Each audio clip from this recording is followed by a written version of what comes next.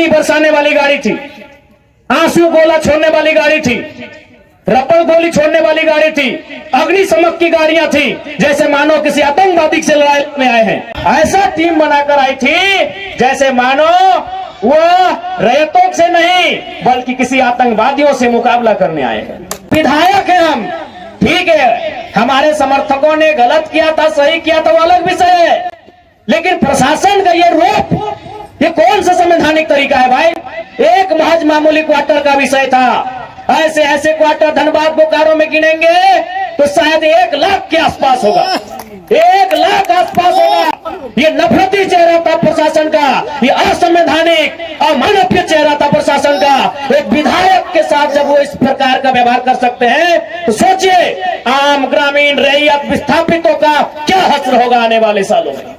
उस सुनहरी, उस मखमली जीवन को हम ठोकर मार के कांटों के रास्ते को चुन रहे हैं, जबकि आपको भी मालूम है हम माननीय हैं, फूलों का बिस्तर हमारा स्वागत करने के लिए तैयार है, लेकिन हम कांटों की राह चल रहे हैं।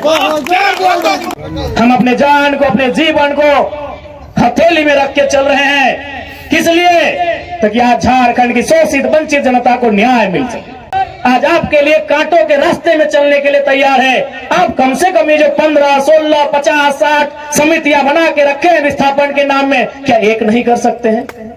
पुलिस तो छोड़िए, पानी बरसाने वाली गाड़ी थी, आंसू गोला छोड़ने वाली गाड़ी थी, रबर गोली छोड़ने वाली गाड़ी थी, अग्निशमक की गाड़ियां थी, जैसे मानो किसी आतंकवादी से लड़ाई में आए हैं। इतने बेशरम, इतने निर्लज्ज हो चुकी है आज यह सिस्टम। ऐसा टीम बनाकर आई थी जैसे मानो वो रैयतों से नहीं बल्कि किसी आतंकवादियों से मुकाबला करने आए हैं।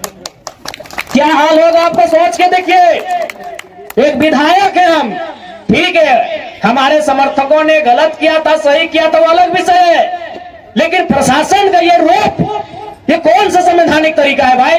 एक महज मामूली क्वार्टर का विषय था, ऐसे ऐसे क्वार्टर धनबाद बोकारो में गिनेंगे तो शायद 1 लाख के आसपास होगा, 1 लाख आसपास होगा। एक मामूली क्वार्टर के लिए जो प्रशासन ने अपना एक घृणित चेहरा दिखाया, बिल्कुल ये घृणित चेहरा था प्रशासन का, ये नफरती चेहरा था प्रशासन का, ये असंवैधानिक अमानवीय चेहरा था प्रशासन का। एक विधायक के साथ जब वो इस प्रकार का व्यवहार कर सकते हैं तो सोचिए आम ग्रामीण रैयत विस्थापितों का क्या हश्र होगा आने वाले सालों में।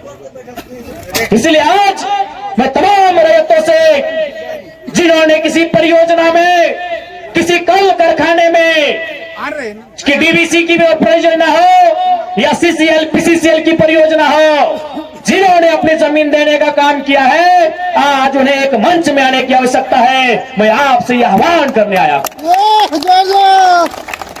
आज मैं एक विधायक हूँ, एक 30 साल का युवा, एक सुनहरा सपना, एक सुनहरी जिंदगी हमारे सामने, लेकिन आज उस जिंदगी को ठोकर मार के हम कांटों की ताज को स्वीकार करते हैं।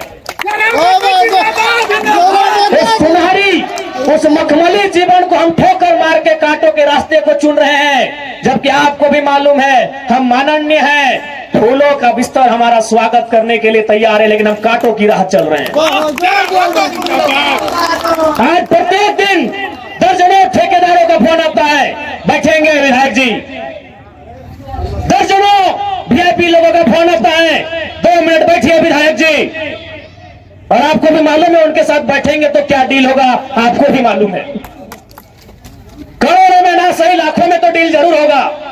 यानी एक मखमली बिस्तर को हम ठोकर मार के कांटों के साथ चल रहे हैं। किसके लिए? झारखंड के वंचित आवाम के लिए हम चल रहे हैं। आज क्या कमी होगी, एक माननीय को क्या कमी हो सकती है भाई?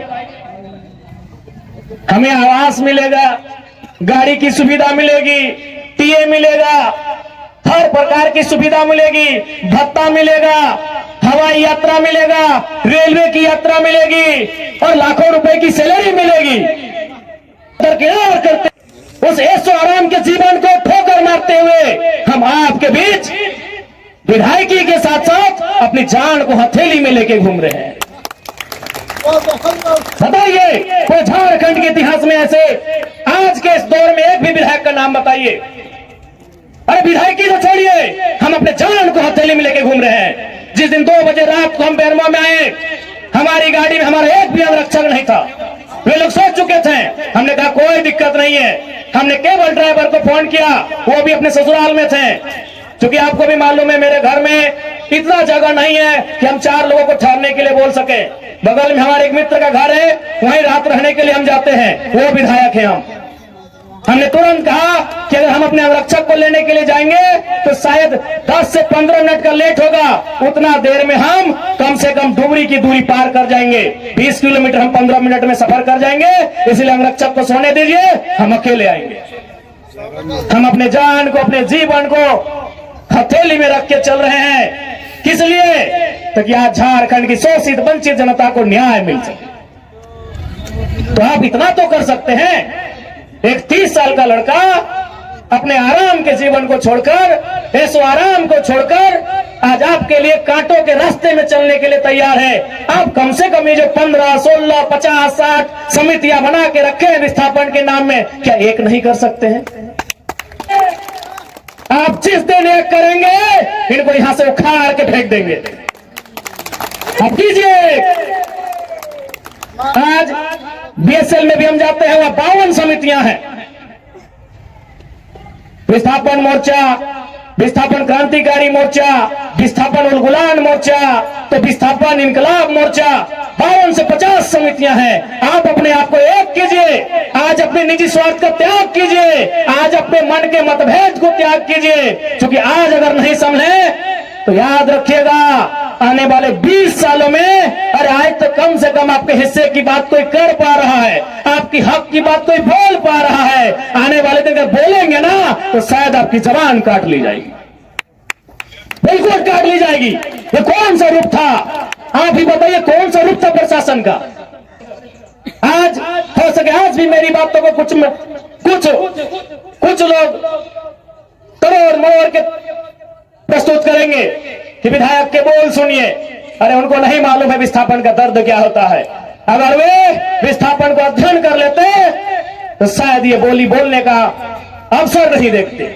इसलिए आज मैं आपको स्पष्ट कहना चाहूंगा, और मैंने विधायक बनने से पहले ही कहा था, मैंने सांसद का चुनाव लड़ने से पहले ही कहा था कि आज जो हाल मैं देखता हूं पूरे झारखंड का, आज जो मैं अफसरशाही का व्यवहार देखता हूं, आज जो मैं प्रबंधन की मनमानी देखता हूं, मैंने बहुत दुखी होकर कहा था कि मैं पीएचडी का स्कॉलर हूं, लेकिन मैं शायद इस बात को आप लोग मेरा गलत कहें, लेकिन मैं कह रहा हूं कि कोयला अंचल में रहने वाले लोग, जो विस्थापित लोग हैं, वो हम दो, हमारे दो नहीं, 2 बच्चों को एक्स्ट्रा जन्म दीजिए और उनको केवल और केवल विद्रोह की भावना के साथ तैयार कीजिए कि आपको बदला लेना है।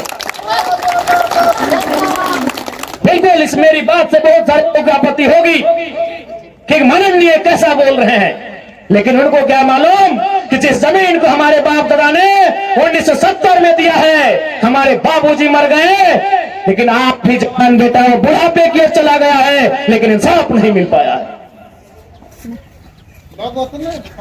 और ये तो गनीमत है।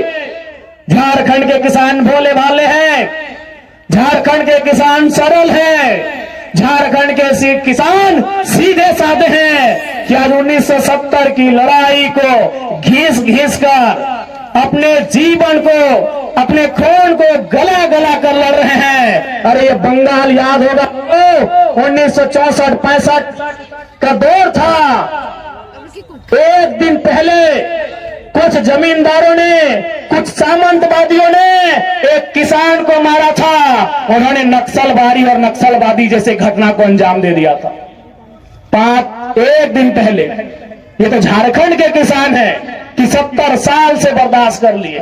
बंगाल के किसानों ने एक दिन बर्दाश्त नहीं किया था। आज आप नक्सलवादी सुनते हैं ना, नक्सली नक्सली नक्सली, ये डिक्शनरी का वर्ड नहीं है। नक्सली कोई पूरा वर्ड नहीं है। नक्सली बुरा हो सकता है, नक्सली वर्ड पूरा वर्ड नहीं है। नक्सली एक्चुअल में, वास्तव में बंगाल में दार्जिलिंग जो क्षेत्र है, वहां एक गांव है, उसका नाम है नक्सलवाड़ी। नक्सली कोई डिक्शनरी का शब्द नहीं है जिसको हम लोग झारखंड में सुनते हैं नक्सली। एक बंगाल का गांव है, उसका नाम है नक्सलवाड़ी। उसी गांव में घटना घटी थी। किसानों को कुछ जमींदारों ने, जमींदार को आप प्रबंधन से ही तुलना कर सकते हैं, जमींदार को प्रशासन से तुलना कर सकते हैं। तो कुछ जमींदारों ने उस किसान का नाम था जंगल संथाल। लगभग 6 फुट ऊंचाई का वो किसान था, उसका नाम था जंगल संथाल। उस किसान के कुछ साथियों को लाठी डंडे से पीटने का काम किया था। बदले में एक ऐसा क्रांति आती है, उसे अब नेगेटिव कहिए पॉजिटिव कहिए वो विषय नहीं है कि आज उसे नक्सली और नक्सलवादी का नाम दिया गया। वे किसानों की घटना थी। और उसकी तुलना में तो झारखंड के लोग सीधे साधे भोले भाले लोग हैं। आज 70 साल से पिस रहे हैं, आज 70 साल से घिस रहे हैं। आज कई पीढ़ियां बर्बाद हो